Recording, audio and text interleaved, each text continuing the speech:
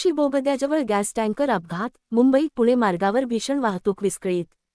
दिनांक 4 फेब्रुवारी. मुंबई पुणे द्रुतगती मार्ग आणि जुना मुंबई पुणे महामार्ग NH48 यावर अडोशी बोगद्याजवळ गॅस टँकरचा मोठा अपघात झाल्याने आणि गॅस गळती सुरू असल्यामुळे दोन्ही मार्गांवरील वाहतूक पूर्णतः विस्कळीत झाली आहे. सुरक्षेच्या कारणास्तव या परिसरातील वाहतूक रोखण्यात आली असून लोणावळा खंडाळा घाट टाळण्याचे आवाहन प्रशासनाने केले आहे.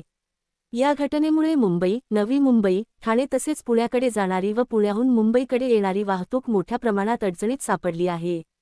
अनेक ठिकाणी वाहनांच्या किलोमीटरपर्यंत रांगा लागल्या असून प्रवासी तासनतास अडकून पडले आहेत.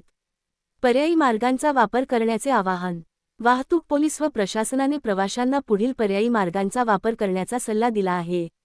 ताम्हिणी घाट मार्ग. दक्षिण मुंबई, नवी मुंबई, पुणे पाऊर ताम्हिणी घाट माणगाव इंदापूर मुंबई. माळशेज घाट मार्ग.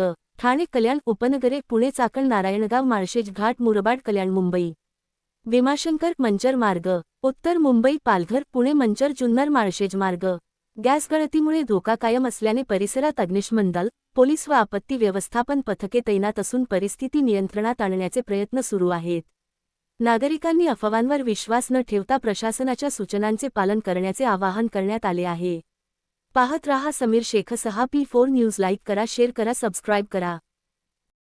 एक्सप्रेसवेला आडोशी बोगदा या ठिकाणी प्रोपेलिन गॅसचा जो टँकर पलटी झालेला आहे, तर त्या अनुषंगानं त्यातून गॅसेसचं लिकेजचं प्रमाण वाढलेलं आहे आणि त्याकरता मुंबई लेन पूर्णपणे बंद करण्यात आली आणि त्यामुळं वाहतूक कोंडी झालेली आहे. तर पुणा लेनची जी बाजू आहे ते पूर्ण खालापूर टोल प्लाझा इथंपर्यंत वाहतूक कोंडी गेलेली आहे. जी पुण्याची बाजू आहे तर ती पूर्णपणे 10 ते 12 किलोमीटर लांब गेलेली आहे वाहतूक कोंडी.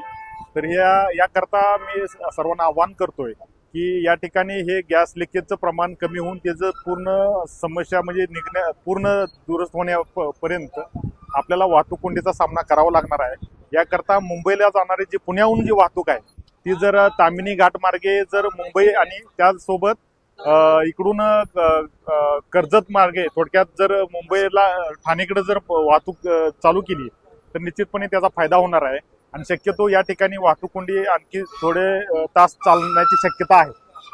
NDRF टीम आणि त्यानंतर इथं जे अपघातग्रस्तांच्या मदतीसाठी जी टीम आणि त्यासोबत BPCL टीम, हे तिन्ही टीम या ठिकाणी कार्यरत आहेत. त्यांच्याकडनं शर्थीचे प्रयत्न चालू आहेत.